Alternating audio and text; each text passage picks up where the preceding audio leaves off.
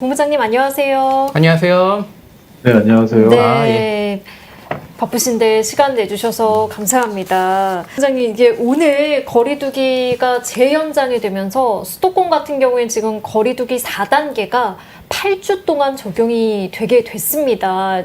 지금 이미 수도권에서는 6주째 4단계가 적용 중인데 실질적으로 이 4단계가 되면서 자영업자분들 그리고 소상공인분들이 입는 피해가 좀 얼마나 심각한지 좀 그 상황부터 좀 여쭐 수 있을까요? 이렇게 말씀드리면 될 것 같습니다. 한마디로 표현하기에는 너무나도 무거운 상황이라서 그렇게 말씀드릴 수는 없고, 일단 4인 기준을 하다가 2인으로 변경되지 않았습니까? 그렇다면 그렇습니다. 우리가 단순 계산하더라도 50%가 매출이 감소할 수밖에 없는 여건이라고 말씀드릴 수 있고요. 지금 현재 그게 2주 연장해서 올해 들어서 한 14번째 연장된 결과입니다. 실질적으로 그렇게 따지고만 보면, 올해, 일부를 제외하고는 대부분이 사회적 거리, 지침에 대한 강화가 심화되고 있다. 이렇게 말씀드릴 수 있어요. 네, 정말 지금 피해가 계속해서 커질 수밖에 없는 또 그런 상황인데 저희가 좀 내용들을 보니까 영업을 어쨌든 말씀하신 것처럼 계속해서 인원 제한이 있기 때문에 영업을 제대로 할 수도 없는 상황인데 또 어떤 분들께서는 그렇다고 해서 폐업조차도 선택하기가 힘든 분들이 많다라고 들었습니다. 이건 어떤 상황이신 건가요? 맞습니다. 지금 앵커님이 말씀하신 대로 소상공인이 폐업을 하는 상황에서 여러 가지 어려움이 있는데요. 첫 번째, 그 엄청난 돈을 투자했던 권리금이라는 게 있습니다. 그러니까 폐업을 하려면은 권리금을 회수해야 할 거 아닙니까? 근데 그 권리금들이 대부분 자기 돈으로 하는 것이 아닙니다. 남의 돈도 있고, 대출도 받고, 근데 그 돈을 하나도 못 받는 거고요. 두 번째는, 이 대출금에 관련된 연결되어 있는 상한에 대한 분담금이 있지 않겠습니까? 권리금도 못 받지. 그 다음에 기존 대출에 대한 상한 부담도 있지. 또한 소상공인들은 대부분 채권을 갖고 있습니다. 누구한테 빌려주지 않고 동네 옛날에 보시면 아시겠지만 내일 있다 와, 모레 있다 와, 나중에 갚을게 하고 작게는 몇백만 원도 될 수 있지만 한 10만 원, 몇만 원 단위는 외상 거래를 하지 않습니까? 그런 거 그쵸. 전혀 못 받는 상황이고요.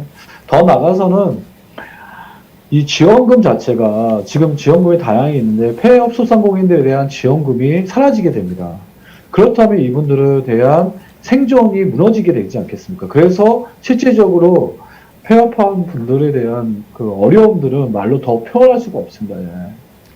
이게 또 권리금 문제가 있어서 폐업조차도 네. 지금 힘든 상황이다라고 말씀해 주셨는데 지금 지원금 얘기도 잠깐 해주셔서 여쭤보면은 지금 정부에서 소상공인들과 자영업자 대상으로 지원금을 지급을 하고 있잖아요. 근데 이게 실질적으로 어떻게 도움이 되고 있는 건가요? 어떤 상황인가요?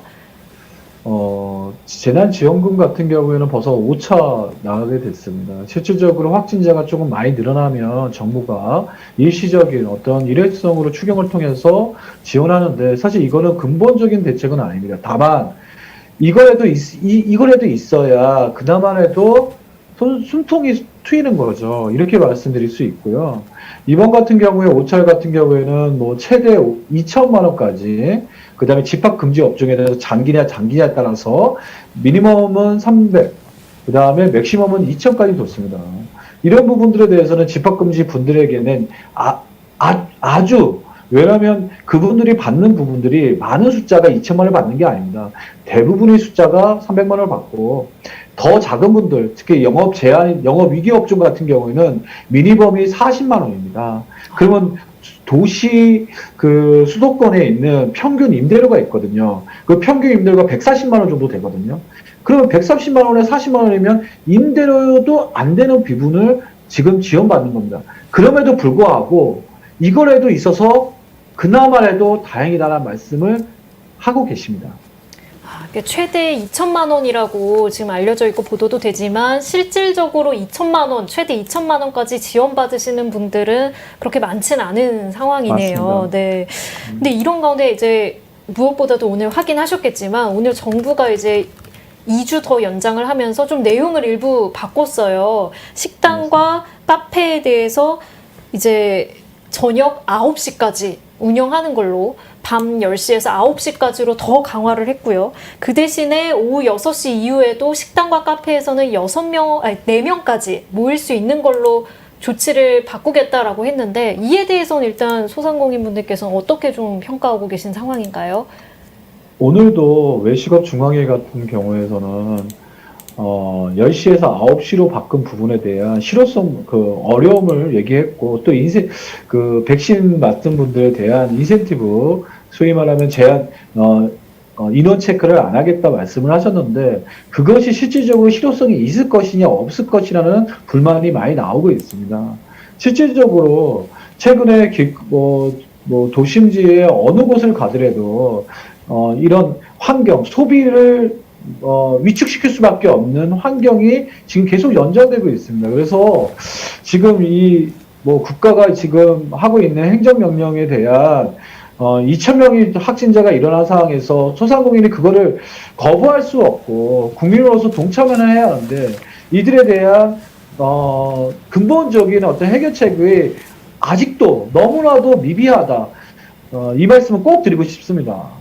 네, 본부장님 말씀을 지금 들어보면, 그러니까 이게 어쨌든 확진자가 2,000명대까지 나오는 상황에서 어떤 방역 수칙에 있어서 좀 동참하는 거에 대해서는 좀 일부 필요하지만 그에 비해서 지금 너무나도 소상공인 분들이 입는 피해에 대한 좀 대책이 좀 부족하다는 말씀이신 것 같은데요. 그렇다면 네, 맞습니다. 이제 소상공인 연합회에서 정부 측에 그러면 요구하시는 내용에 대해서 좀 자세히 말씀해 주실 수 있을까요? 저희는 연합회 소상공인의 유일한 법정단체 연합회에서 소상공인의 권익과 보호를 대변하는 단체이다 보니 여러 가지 주장을 했습니다. 근데 지금 현재 시점에서 가장 중요한 거는, 근본적으로 지금 여름 장사를 다 망친 상태 아니겠습니까? 그렇죠. 네. 그럼에도 불구하고 여름 장사를 마쳤는데 에어컨은 다 틀어놔야 합니다. 그러면 여름의 공과금 중에 가장 큰 부담이 전기세입니다. 그렇죠. 네. 그러면 이들에게는 실효적으로 이르면 전기세를 반값으로 하든가, 왜냐하면 문을 못 여는 상황에서 또는 제한적인 여건에서 전기세는 가장 큰 부담을 내는 계절입니다. 그럼 그 계절에 대한 부담금을 왜 모든 걸 받아야 하느냐, 이런 부분에 있어서 시작을 해야 합니다. 또한 근본적으로는 이런 말씀을 좀 꼭 드리고 싶습니다. 간염병 환경을 너무 많이 쉽게 노출되는 소상공인들이지 않습니까? 이런 간염병 환자들이 방역 체계를 구축할 수 있는 시설 및 장비, 그런 근본적인 지원이 되지 않는 한 언제든 오는 이런 바이러스 상황에서 소상공인들은 계속 셧다운이라든지 행정명령을 받아야 하는 아주 큰 취약해집니다. 그 근본적인 변화를 이루지 않는 한 이런 상황은 계속 연속될 수밖에 없다. 이런 말씀을 꼭 드리고 싶네요. 지금 같은 상황에서는 소상공인분들이 이 확진자를 어떻게 방지하거나 이런 감염을 예방하는 데 있어서 좀 소상공인분들 입장에서는 좀 방법이 없다라고 느끼실 수밖에 없다라는 말씀이신데요. 그렇다면 이게 사실 예전부터 계속 이제 문제 제기가 나왔던 게 너무나도 이제 업종 간의 어떤 형평성 문제도 있고 또 업종별로 너무 또 일괄적으로 적용하다 보니까 좀 문제가 많다, 피해가 더 커진다라는 얘기가 많았잖아요. 그래서 업종별로 좀 조치를 다르게 하거나 좀 세부적으로 나눠야 된다라는 얘기도 있었는데 이에 대해서는 좀 어떤 의견이신가요? 현장에서는 불만이 너무 많았습니다. 네. 지금 앵커님 말씀 맞습니다. 현실적으로 보시면 노래방도 같은 노래방이 아니지 않습니까? 일반 코인 노래방이 있고 또한 도우미를 부르는 그런 일반 노래방이 있습니다. 근데 똑같은 범주에서 관리 체계를 갖춥니다. 그러다 보니까 자꾸 말이 나오고, 또한 카페 업종하고, 그 다음에, PC방 업종에서 차이에 별리가 없어 보이는데, PC방에서도 음식을 먹음에도 불구하고, PC방은, 제한을 안 하고, 또, 카페는, 제한을 하고, 이런 부분들이 업종 간에 또 업종 내에서도 문제가 이렇습니다. 이런 부분들은 우리가 계속 방역단체에서 얘기하는 3밀이라는 구조, 소위 말하면 전파 위험도와 관리 가능성이라는 부분을 얘기합니다. 이 부분을 소상공인들에게 자율과 책임을 주는 형식 안에서 개편돼야 한다. 그리고 그 목소리의 주체가 소상공인이다 보니까 개찰로서의 역할을 하는 것이 아니라 주체로서 이 방역 생활방역위원회에서 대변할 수 있도록 그들의 목소리를 많이 담아서 현장에서 도입할 수 있도록 그것이 가장 이 지금 말씀하신 업종 간의 형평성 문제를 줄일 수 있는 최선의 반책이지 않을까 그렇게 생각을 합니다. 네, 이렇게 업종별로 좀 형평성이 어긋나는 부분을 좀 세심하게 살펴서 좀 더 이제 설득력을 갖춰야 된다라는 말씀해 주셨는데요. 실제로 그러면은 지금 자영업자분들 또 소상공인분들께서 오늘 결정으로 또 충격을 받으시는 분들도 많으실 것 같아요. 혹시 맞습니다. 앞으로 이제 오늘 재연장과 관련해서 어떤 계획을 갖고 있으신가요? 오늘 아마도 자영업 비대위에서 비상대책위원회에서 차량 시위를 한다는 말씀을 드렸습니다.